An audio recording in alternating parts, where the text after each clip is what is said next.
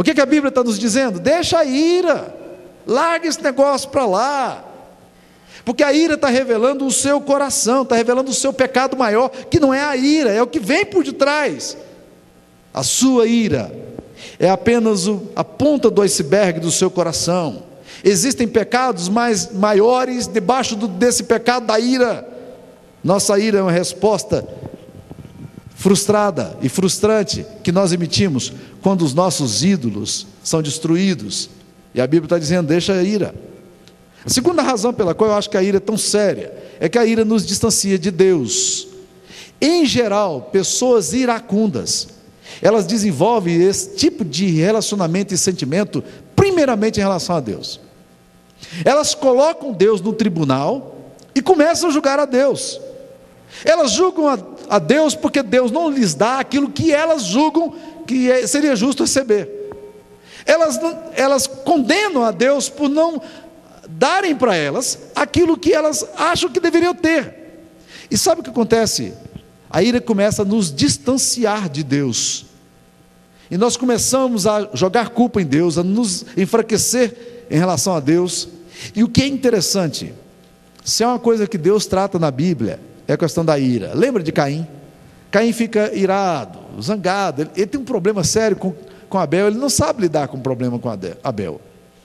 Ele poderia ter se aproximado de Deus e dito: Deus, o que está de errado com o meu coração? Agora, o que é interessante, não é Caim quem se aproxima de Deus.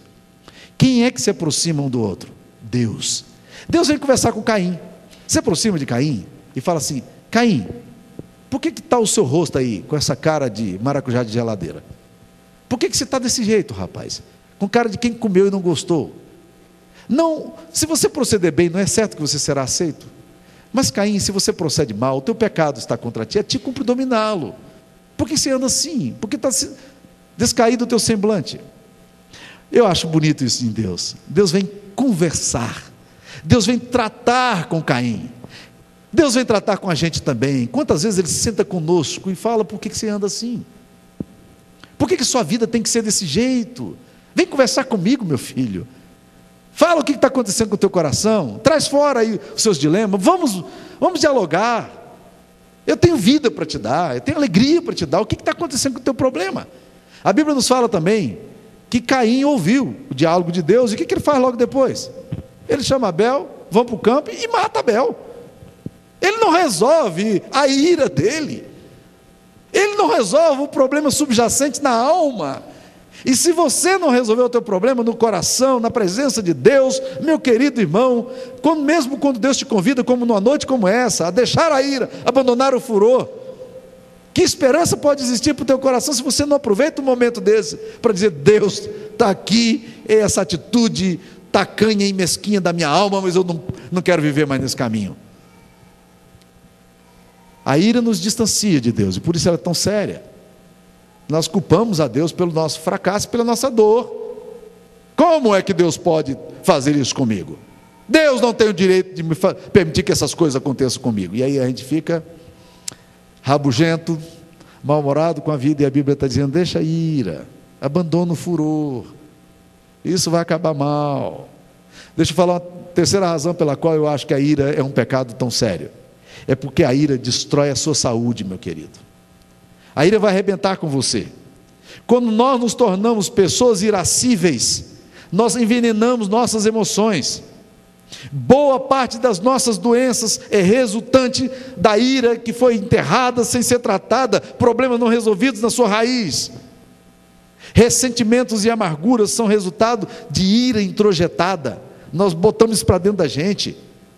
Pessoas feridas estão constantemente rodando o videotape da ofensa, ouvindo a voz e vendo a face daquele que causou a ferida, sentindo a dor quase todo o tempo. Ira não resolvida e culpa nos aprisionam, fazendo-nos miseráveis. Liberdade é um estado de alma, e você precisa quebrar sua ira não resolvida. Relacionamentos quebrados podem ser restaurados pelo sangue do Cordeiro. Nós simplesmente não podemos deixar que a ira dentro de nós, sepultada, não seja tratada sem resolução, anos a fio, porque quanto mais sofrimento nós carregamos interiormente, mais temos a tendência de envolvermos em relacionamentos patológicos, neuróticos. Já viram pessoas assim? Elas não resolveram o problema da alma delas, e aí elas não sabem resolver problema com os outros também. Elas adoecem.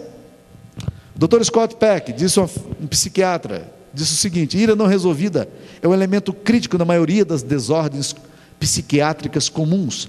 Olha essa outra frase de um outro psicólogo chamado Frederick Buechner. Ele fala assim: dos 7 pecados capitais, a ira talvez seja o mais divertido.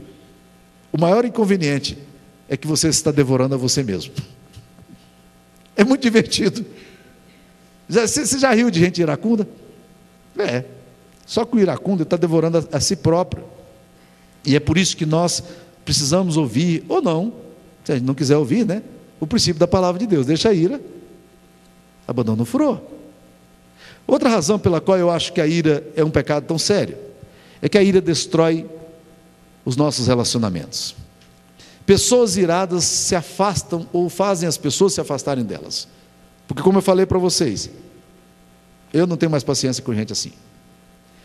Muitas crianças e famílias já foram feridas mortalmente em suas emoções por causa da explosão descontrolada de um pai, da ira de um pai, da ira de uma mãe, de uma esposa, de amigos. E amigos se distanciam de nós quando nós vivemos nessa atitude descontrolada. Explosões de ira nos desautorizam. Quanta tragédia a ira já causou, quantas feridas e dores incuráveis. Por isso a palavra de Deus nos diz: deixa a ira, longe de vós toda amargura, longe de vós toda cólera, longe de vós toda ira. Gary Smalley, num livro dele, falou que o inimigo número 1 do casamento é a ira não resolvida. Quando você não resolve a ira, ela continua a destruir dentro de você, como destrói o mofo no armário fechado. E você está se matando, está matando a sua família e está perdendo a sua vida. Então, meus queridos irmãos, a Bíblia está dizendo: deixa a ira, deixa a ira. A Bíblia nos fala, se você quiser desmarcar aqui, bota um marcador aí no Salmo 37, mas lá no livro de Gênesis, há um episódio muito interessante de um problema de ira e o que isso causou na vida desses rapazes. O nome desses rapazes é Simeão e Levi. Quando Jacó estava bem idoso, ele chama os seus filhos e resolve abençoá-los. Está lá no capítulo 49, versículos 5 a 7. E ele começa abençoando todos os filhos dele. No versículo 3, ele abençoa Rubens e faz os senões em relação a Rubem.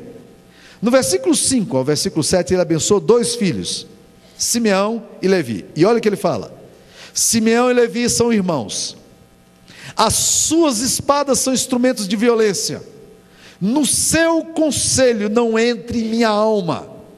Ora, o pai está morrendo, chama os filhos para abençoar e fala: na minha alma não vai entrar nunca o conselho de Simeão e Levi, vocês 2, eu não compartilho da atitude de vocês. E quero deixar claro na hora da minha morte o que eu estou dizendo para vocês. Simeão e Levi, no seu conselho a minha alma não vai, no seu conselho a minha alma não entra. Olha no versículo 6, continuando: com seu agrupamento minha glória não se ajunte.